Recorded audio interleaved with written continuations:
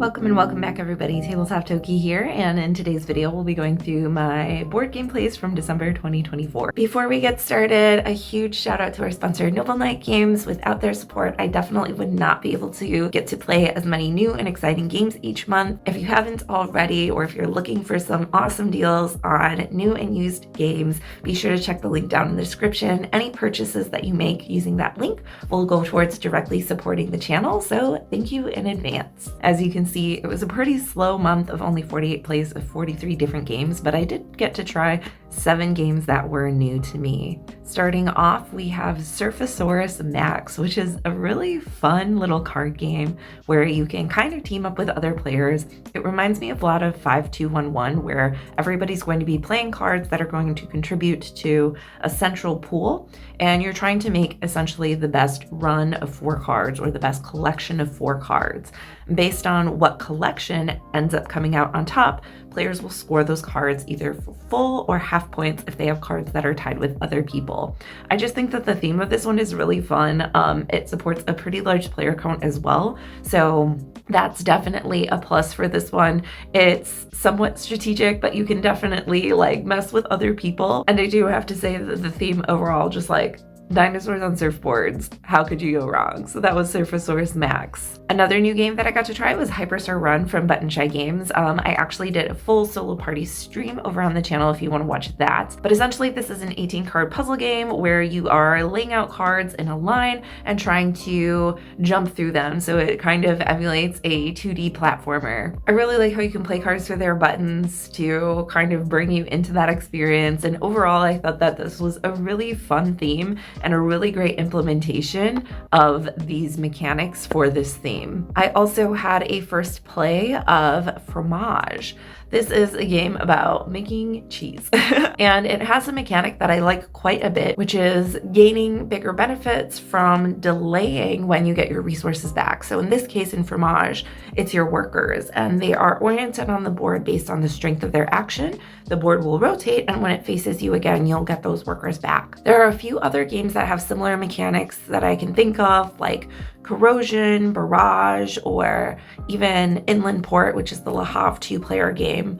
I really like that mechanic in games, although for some reason with a lot of these games, it doesn't quite click with some of the other mechanics. In Fromage, I did feel like there were a multitude of different scoring opportunities, but I'm not sure that any one minigame really stood out to me or that they really interacted with each other in a way where I felt like it was super satisfying. For how light it is, I think I would like to see the game length on a little bit more of the quicker side, at least than it was for our first play, but it was definitely an interesting one based around that kind of timed workers mechanic, and I would definitely want to try it out again. Another game that I had a first play of is the Battle of Versailles. This is a 2-player game that recently, from my knowledge, has a new edition out, which is the one that we got to play. Well, I did enjoy the theme and love the idea of an asymmetric 2-player card game.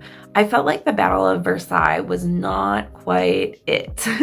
I heard a lot of good things, and so I was excited to try it out, but one of the big things, for example, was how the tile upgrading worked, and perhaps we were not playing it correctly, although we checked, double-checked, triple-checked, BGG'd it, all of the above. Some of the tile upgrades you would forfeit getting an action yourself. You would give your opponent an action, and in return you might be able to score a prestige point, which you need quite a few of those in order to win, whereas playing a single dress card could get one of the players, I believe it was the American side, up to 5 prestige points. So it was just a very strange one. There may be some deep levels of strategy that I just did not grasp on the first playthrough, but there were a lot of things that felt, I wouldn't say necessarily imbalanced because it is an asymmetric game, but there were a lot of things that felt counterintuitive to what you would want to do in a game, and it was difficult to see the logic of how that would then lead to you gaining an edge over your opponent. Like I said, while I did like the concept and the overall mechanics were interesting, I do feel like this game might have benefited from some rebalancing or reevaluation of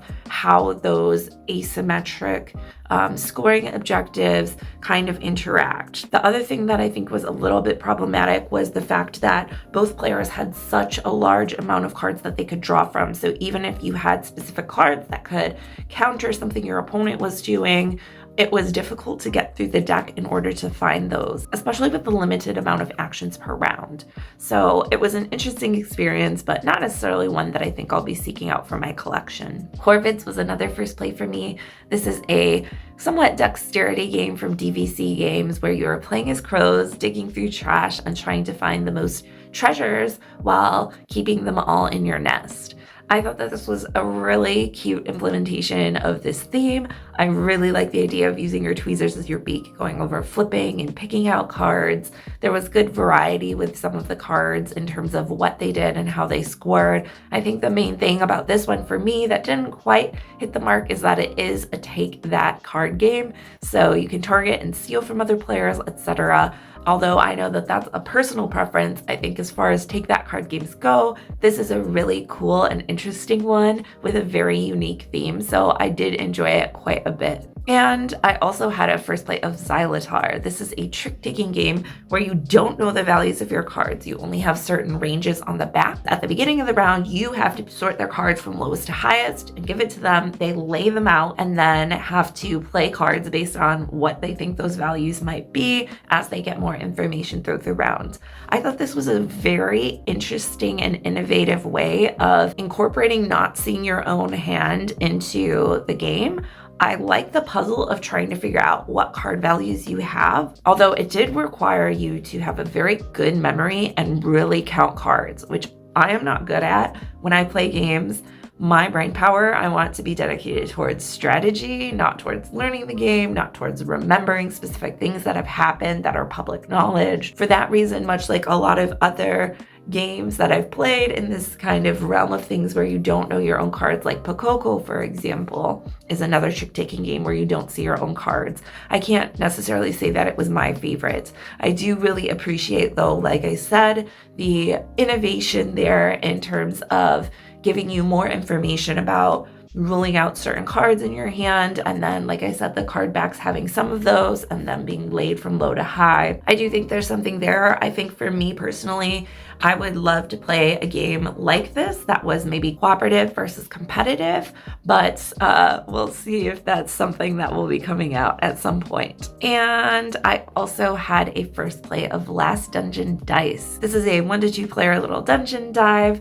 with some amazing art. I got this in my Japan unboxing stream from a couple months ago and was finally able to get the cards translated so that we could play it. Essentially, you're going through using your different abilities to combat adversaries and dealing with events as they come up. This one didn't necessarily do anything crazy or special or new in terms of dungeon crawling card games with dice, but I think that the art and flavor of this one and how succinct it is was a real treat. And I believe that's all the new games that I got to play this month. Again, it was a pretty quick month. There was a lot going on just in terms of holidays and other things in real life, but overall it was a great month for gaming. Let me know down in the comments below what you've been playing and what you're looking forward to playing first in 2025. Thanks so much as always for joining me, and I'll see you next time.